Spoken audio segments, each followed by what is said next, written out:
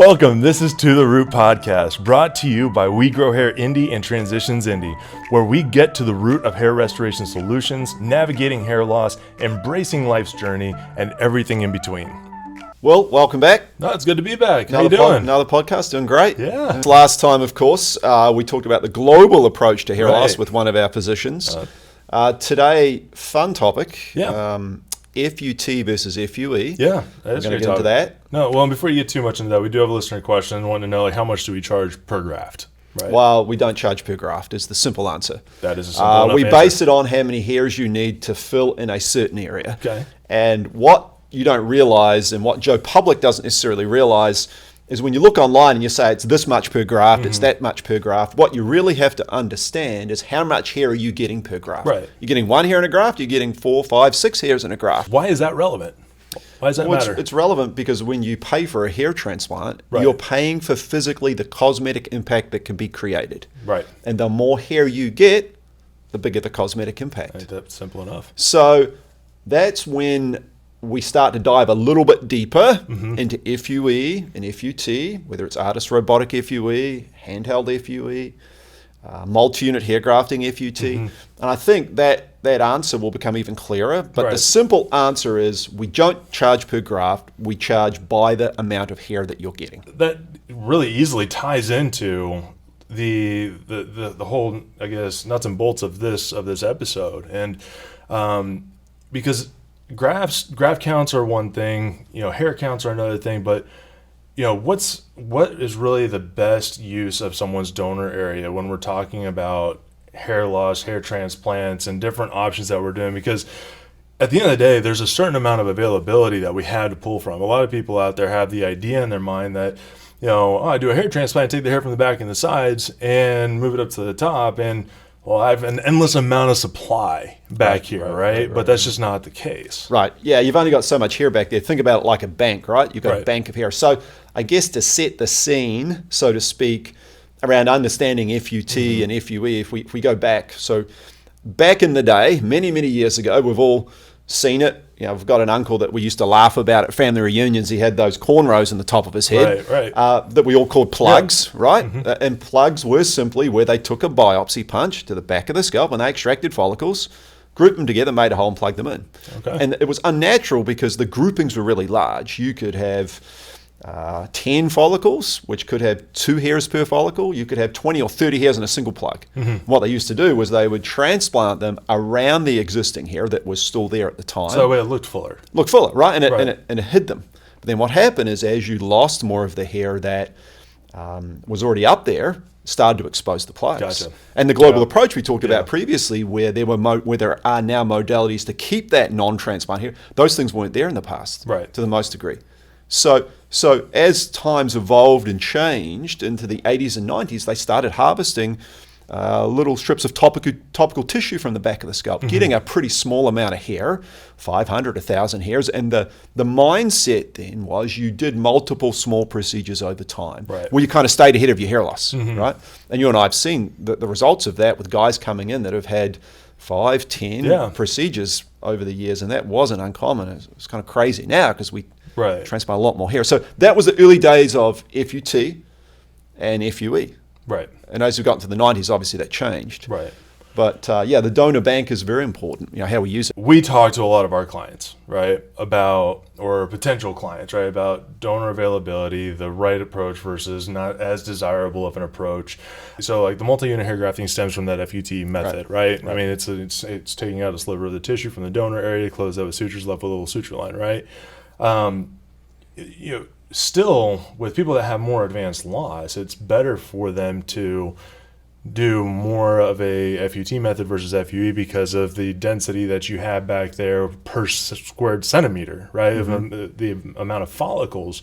But touching on that, it's interesting that you mentioned that. Is like back in the day, FUT, just because FUT it preserves the donor better in some degree, if you're doing multiple of those, right? Like more and more like subsequent procedures, it still isn't necessarily as beneficial, right? And this is where we get a little bit more into the details with the multi-unit procedure that we provide, fewer procedures, those types of things. Because I mean, you still end up running out of bank, even though it's a little linear line. If you have multiple of them, you run out of places to go. Well, I think the takeaway is that it's not a one size fits all. Right. Right. Everybody's different, and if we go back to when we first started the We Grow Hair Indie side of things, to be fair, we had a little bit of an advantage with the multi-unit hair grafting because what would typically take 2 or 3 hair transplants, our model was set up to do a large procedure up front versus doing multiple small procedures.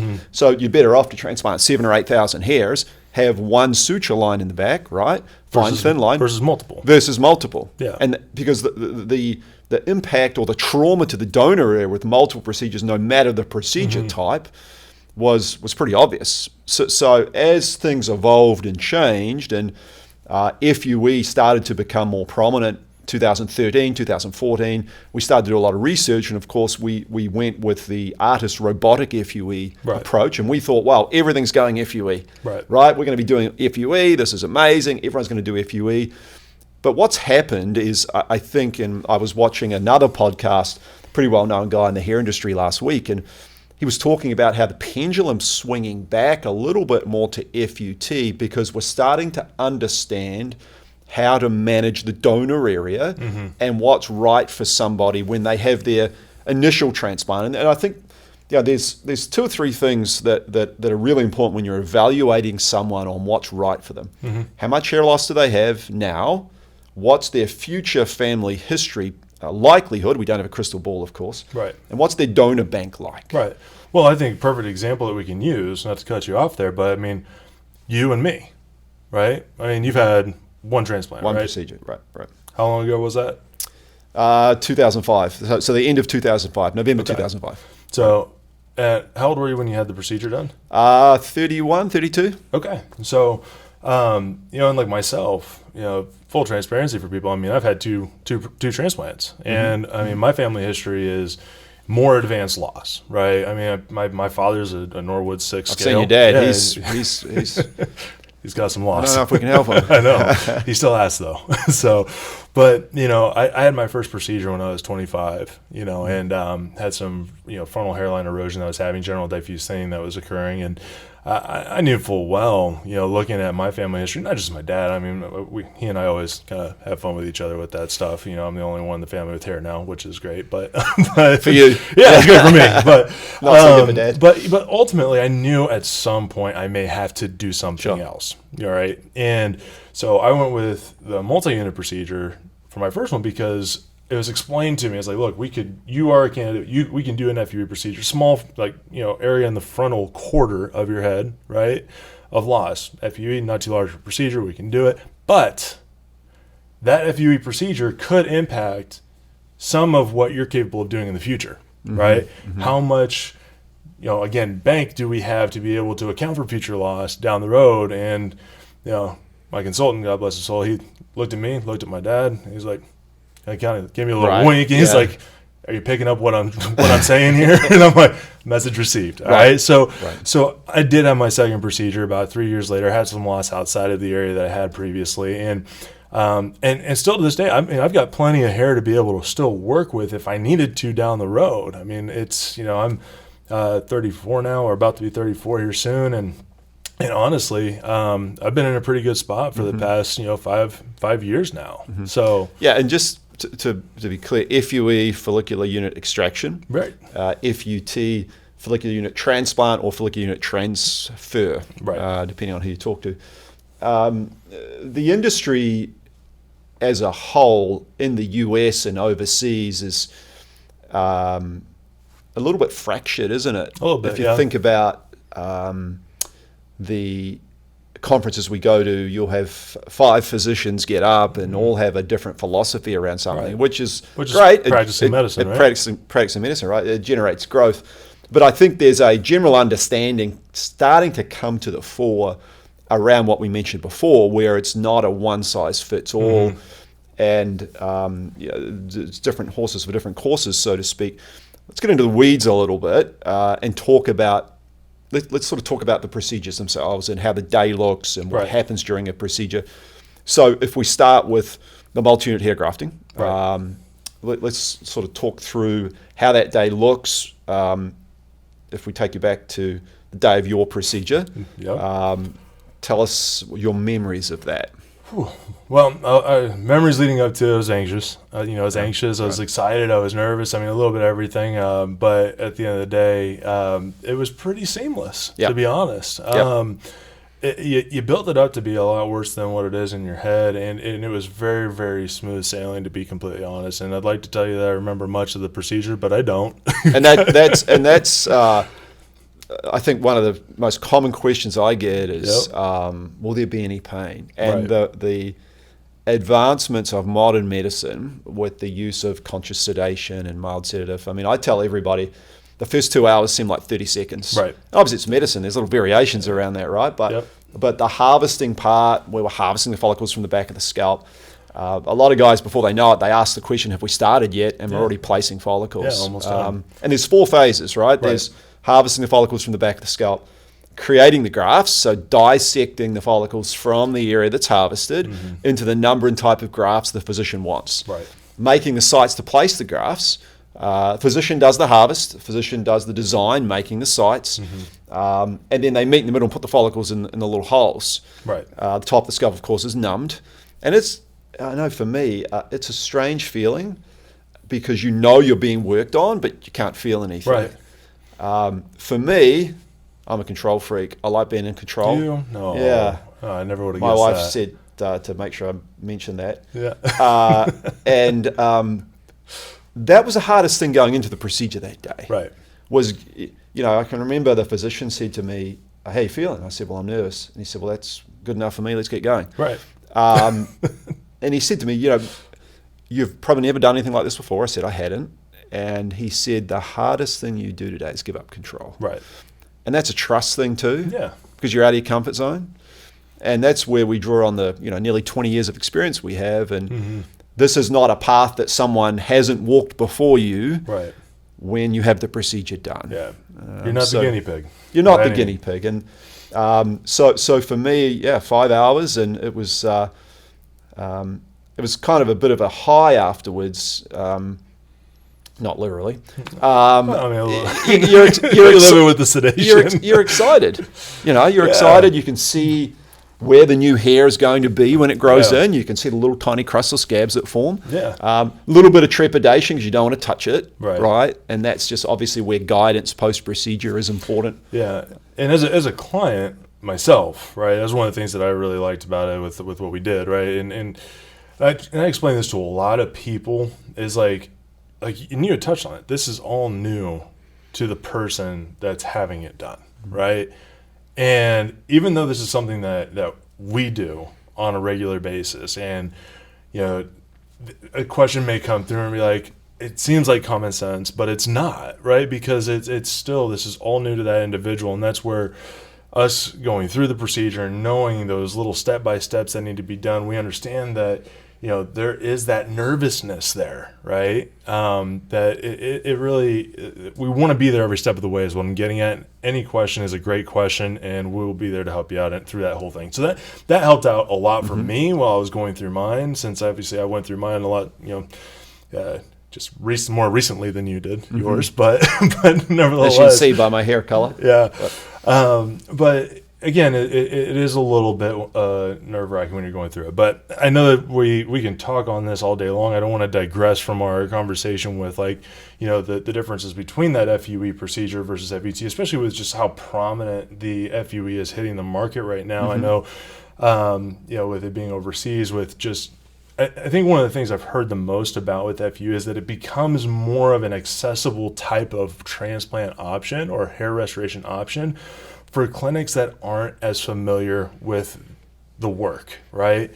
I know that you've probably heard countless times before when we've gone to different conferences, whenever we've talked to different physicians, is who's doing that procedure, right? Yeah, and I think there's it's almost FUE's almost become a default procedure for a lot of people walking in. And I also want to say this too, not to interrupt, but we're not anti-FUE, right? It's just understanding the benefits of that. And I mean, we invested a lot of money in a robot, right? So we do FUE procedures, and we're very serious about it. Yeah. We are a serious player with what we do, and we want to provide every available option. 100%.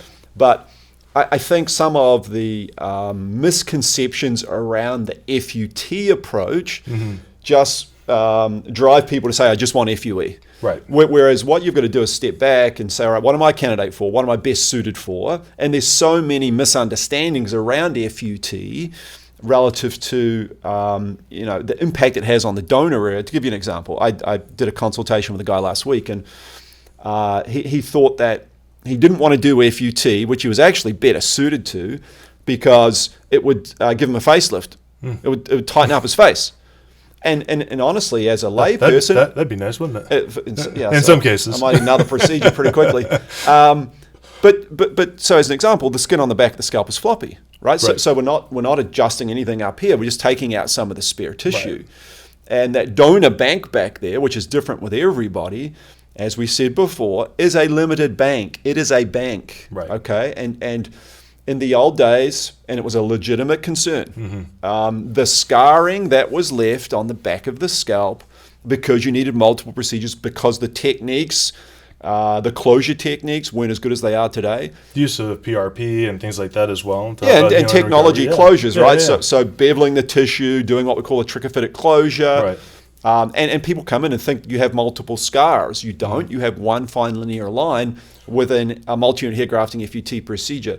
And when we think about that, we think about not just how you're going to look in the next 12 months, but how you're going to look in the next 1 year, 5 years, 10 years, 20 years, and onwards. So we're looking at the hair on the back and thinking about it like a bank.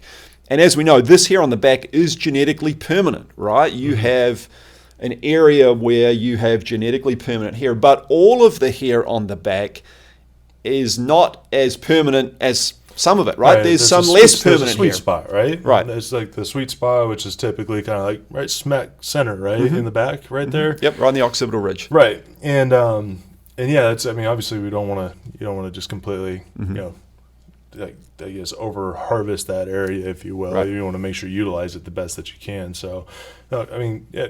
I guess keep on that, because it's kind of interesting. Yeah, so when I'm looking at someone and I'm evaluating someone, I've spent a lot of time sitting down talking with our physicians, as you know.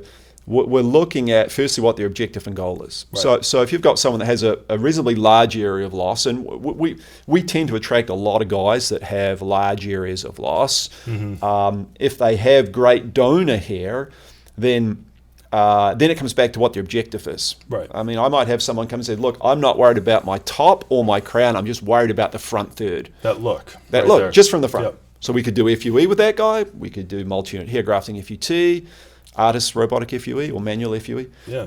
But understanding the variables that come with you. Because, and that guy wants just the front. But perfect. if someone with the same amount of loss wanted the front and the back done, and we think about that bank in the back, then we can take more in a single FUT procedure. That guy's going to need a second procedure. Probably we can go do a second procedure, another FUT, multi-unit hair grafting, take out the same scar, leave one scar. Now we may have transplanted 12, 13, 14, 15,000 hairs in 2 procedures. Okay. Right. And on the donor area in the back, he's got one thin line, right? That's covered by his existing hair. If we flip that, and we do an FUE procedure, we do the artist robotic FUE, and the patient says, look, money's not an issue. Take as much hair as you can from the back, given the ability to still be able to wear the hair reasonably short. We would over-harvest, we would deplete the donor bank because of the amount of hair that he needed, to the point that visually you can see the hair has been thinned out on the back. So we've created the opposite issue. Right. Now, that's an extreme example. And no matter how, whenever a situation like that happens, I mean, I've seen a few people that have come in where they, it's always kind of heartbreaking, because you want to be able to help them whenever they come in after having that type of a situation happen. But I mean, no matter how long or short you wear your hair, I mean, there's nothing you can do. I mean, you can't hide that. Well, there's no procedure that doesn't leave a scar of some type. Like, guys come in and say, I want to do the procedure that doesn't leave a scar. Well, that doesn't exist. There's no such procedure. So it's then a case of, okay, how do we maximize your impact on top and minimize the impact on the back? But it's not a perfect world. Right. We're trying to make an imperfect situation as perfect as possible, but never able to make it perfect. Right. And hair transplants are redistributing hair. Right. We're not growing new hair. We're taking hair from the back where you've got more than what you need visually, and we're moving it to the top. Mm-hmm. So how you do it, the type of groupings you use to maximize cosmetic impact, all those things come into play. What are scenarios where FUE is a great option cosmetically, and talk me through that candidate? How does that look? I mean, my favorite guy to meet with whenever we're talking FUE is typically frontal hairline recession, or kind of a diffuse erosion of that hairline for the frontal quarter, if you will.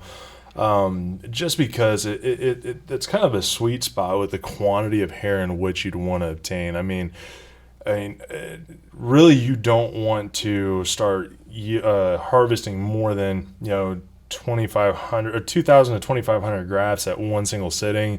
That's a really good point, because people don't realize how much hair it takes to move to the top. Like, I'll get guys come in all the time and they'll say, look, I want to transplant 1,000 hairs.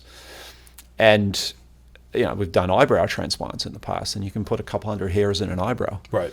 And they're like, whoa. And then you tell them how much hair is on the top of the head, from the frontal hairline back to the crown, and it starts to compute, right? Mm-hmm. It starts to make more sense. So I like the fact that we look at not necessarily graft quantity as much as it is quantity of hair that's needed, because densities vary, right? Mm-hmm. So I mean, if we have an area of the frontal quarter that needs 4,000 hairs to 4,500 hairs, 5,000 hairs to fill in that area appropriately, if someone has really, really low density per follicle, you're going to have to get more grafts, or try to get more grafts in order to fill in that area. Let me jump in there. Sorry to interrupt. You talked about 2,000 to 2,500 grafts. Mm-hmm. And you and I have had discussions with our physicians about this, and a couple of our physicians are extremely experienced in the FUE space, right? Done thousands of procedures. You hear about these places overseas where they're getting 4,000 grafts, 4,500 grafts.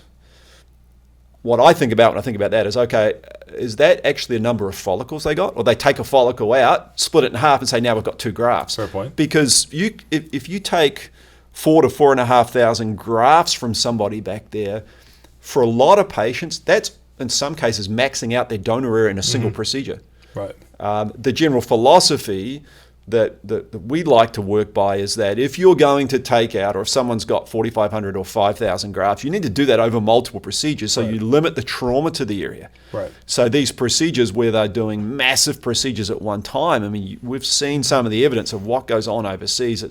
It's frankly horrific, some of the things we see with the over-harvesting. So, sorry, I jumped in there, but it's a valid point. And I think really kind of in summation of everything with this, right, is like, you need to make sure that whenever someone, and this is general information or general advice for not just our discussion points here, but also for the people that are listening to this podcast and saying, okay, well, I know that they've just talked a lot about FUE and FUT, multi-unit hair grafting, and well, what's the best option? You need to make sure that when you're doing your research on these things, when you're looking at going to have hair restoration done or a hair transplant done, don't just consider a place based off of one procedure type. If it's like, okay, I'm most interested in FUE, I want to go to a place that, this place only offers FUE that looks good. That's what I'm going to go there because that's what I'm interested in. No, you need to make sure that you go to a location that offers both options, right? Whether it be FUT, whether it be FUE, because you're going to get a true unbiased opinion of what is going to be best for you. Mm-hmm. I think that's one of the challenges with the medical tourism space overseas is if you go somewhere for a hair transplant and they just offer one approach, you get there, you're kind of a captured audience. It's all of a sudden your best approach. What are you going to do? You don't kind of have a choice. So, and not that there are bad procedures. They're all bad procedures being done overseas. They're not. There's some good stuff being done. It's just, you don't go and buy a new car and not consider other options, right? You think about other options. You think about the pros and the cons and how it's going to impact you moving forward after you make that investment.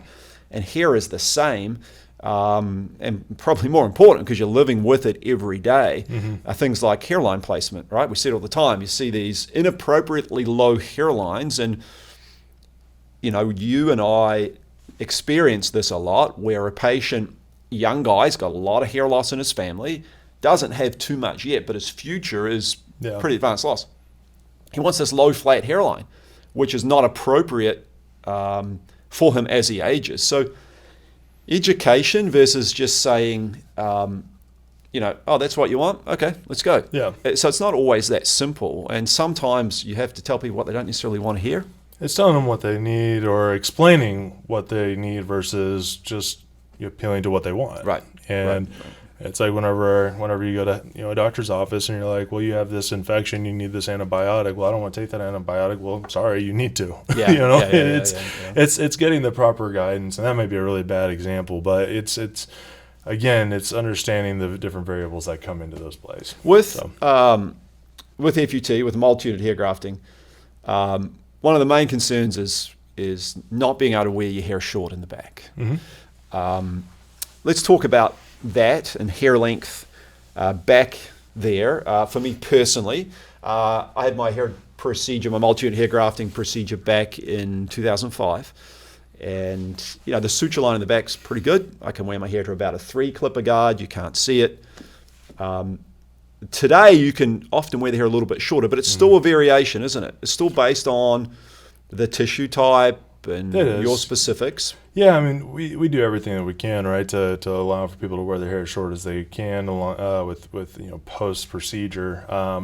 But yeah, I mean, you hit the nail on the head. It's how everyone heals a little bit differently. But you touched on it a little bit earlier. Is the use of the trigophytic closure and different ways of camouflaging. I mean, there are even some things that people can do, like it's got micropigmentation. But again, we can go into a whole other thing with that. But I really find that a vast majority of people, when the closures are done right and the use of PRP is there, and taking the proper post care that is and guidance and making sure that you're washing things accordingly, making sure you're keeping things clean, again, just following those routine instructions post procedure.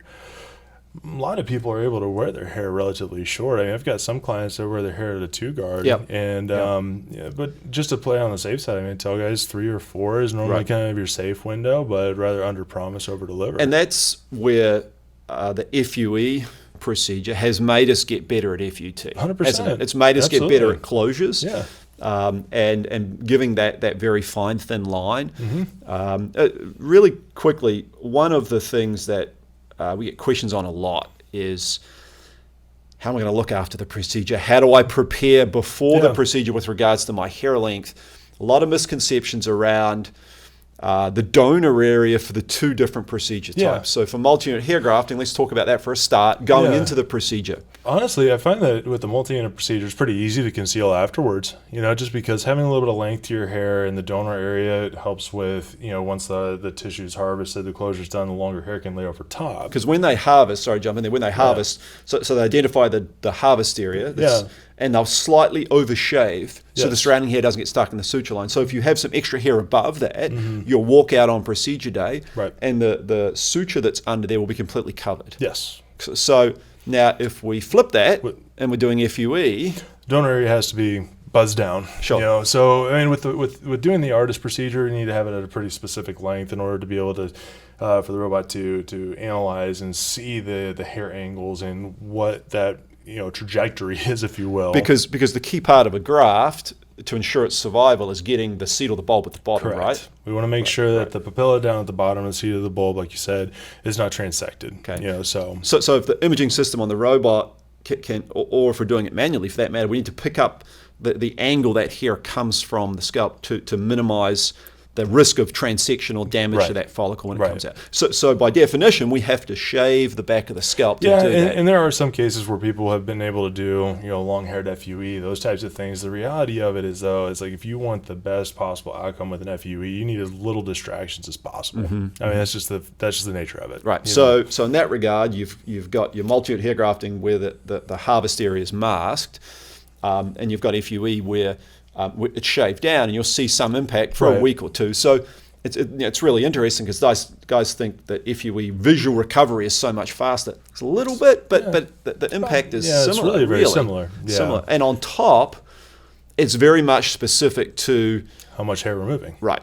Yeah. And where you're transplanting, how much hair you've got up there to start with, right? And another good question people always say, are certain transplants better suited to certain areas of the scalp? So if you think about hairlines, bridge, which is the middle, Yeah. and crowns, let's talk a little bit about, so let's start with the front. Let's talk about a frontal hairline, rebuilding that frontal look. That's the money shot, so to speak. I think you're trying to make this segment go out to about an hour and a half long now, aren't you? Well, I'm getting on a roll. I was thinking about this earlier in this episode where we were talking about, amount of hair that can be moved. And I was actually having a meeting with a guy just a few days ago where he was really wanting to look at addressing his crown, right? Perfect candidate with regards to like age. He's around 34, 35. Really good donor area to work with. But his crown is pretty decent size. And a crown has that swirl pattern, right? So we recreate that natural swirl, don't we? So we had a good conversation about what's the best option. FUE, FUT, multi-unit hair grafting, had a good chat about everything. And at the end of the day, the guy likes to wear his hair short, but he's like, I would rather have the best outcome and be able to, if I need to jeopardize one thing versus another, then we can. And real quick, the best outcome in that scenario is really the most density, isn't it? Right. Because where you have that swirl, you need more grafts per square centimeter, and you need to create that what we call shingling, blinding, and layering. Right. So if you just have very small 1 or 2 head grafts, you get less impact. I kind of explain it, and I say to people, right, how much does that cover versus how much does that cover? Right. So in the front, where all your follicles tend to naturally fall in a similar direction, it's a little bit easier to get that impact. Well, for those people that like geometry and different like graphs, right? I mean, the think about the hair angles along the very front, the frontal hairline, the top is more of an angle that is on the x-axis, right? So the horizontal axis, it goes up and down. With a crown, you're dealing with hair angles not just on the x-axis but also the y. There's a rotating factor to that as well, and having those and having more hair per square centimeter or larger amounts of density helps. My brain's getting sore. Sorry, bro. I think I might need a cocktail here in a minute. All right. It's about that time, isn't it? It is in New Zealand. Oh, perfect. Yeah. All right. Actually, it would have to be mimosa because it would be breakfast here. So, but no, you're 100% right. You're 100% right. So generally always really recommending multi-unit hair grafting in most cases for a crown. When we're doing front working back, either artist robotic FUE, FUE in general, manual FUE, or multi-unit hair grafting, which it's important for people to know that we are using a range of graft sizes and we'll tailor what we do if we do a multi-unit hair grafting procedure in the front, right? Absolutely. Small ones in the front, larger ones as you work your way back. Yeah. And I think, again, we could go on this topic for another 2 hours probably. We probably could. 3 hours. I mean, heck, our consultations themselves, whenever we meet with someone, is about an hour and a half anyways per person. So, there's a lot of details, a lot of information that we can go through with this. But probably the most important thing is just getting that initial evaluation, understanding the big picture, not the immediate picture. I think that's a big part of what we do. Yeah, I agree. Educate, let people make educated decisions. I love that. Well, this has been a blast. We could have gone on for a very, very long time, just a long time. Next time, we're going to talk specifically about an artist's robotic FUE. Yeah, and we have a special guest too, right? We do. That'll be really exciting. Mr. Kevin Bowen, right. sports DJ here in town, and Fantastic. Great guy. Gave him a new hairline. Yeah. His wife loves him even more now. That's good. No, I made that up. Okay. All right, well. That sounded Can't good. use that. So Kevin's about 9-10 months post-transplant. He's looking awesome. He looks great. Great guy. Of course, one of the many VIPs we've done. Yeah. But we're going to learn a little bit about Kevin, his story, his life, what he does for a living. Very fascinating guy. So that's going to be a lot of fun. Yeah. Next time around. It's going to be great. Yep. That's going to be Looking awesome. Email us at info@wegrowhairindy.com with your questions or topics you want us to cover. Head to our website to schedule your free consultation with one of our experts. I'm Will Sadler. And I'm Darren Andrews. Thank you for listening, and catch you next time.